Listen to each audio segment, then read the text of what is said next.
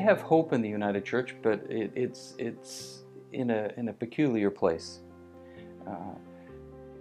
I have hope that as our church frays about the edges, that something new and something very familiar will be unleashed again.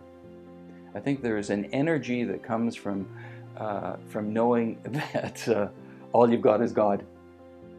And I think we have tended to rely a little too much on our place in society, in a rather rich view of ourselves. And circumstances have changed. And I think that's a bit of a wake-up call for us. That's a very, very healthy one. So I'm very optimistic about how the church is going to respond to that. We have lots of very, very capable and spirit-filled people who are going to respond to that challenge. So I'm quite hopeful. I think our youth gives me a lot of hope that they are willing to gather and risk in their gathering.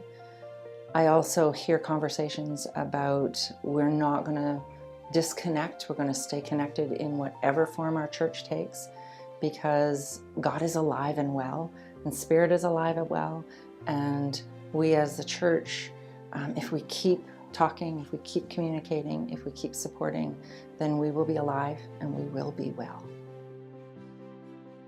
What gives me hope in the United Church of Canada is what I see as an openness and a desire, a strong passion to meet the challenges of this present time and to really think about the future and to ask the question, where is the Spirit leading us?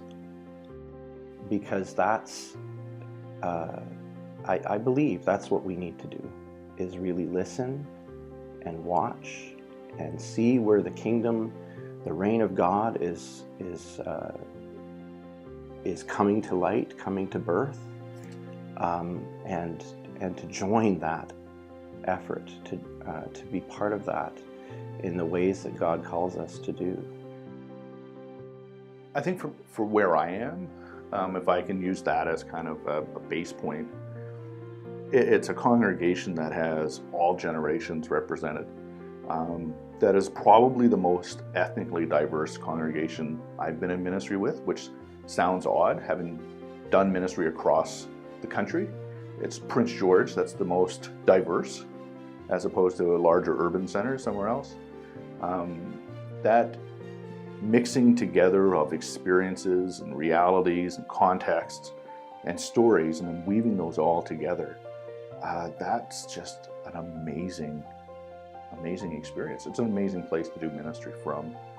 And that's really what gives me hope, that this story that's been handed down to us, this gospel witness, hasn't lost any of its impact or any of its relevancy or any of its ability to change lives. What gives me hope in the United Church is knowing that I am one of those Moses figures that's handing off to the Joshuas, and I have great hope in the Joshuas.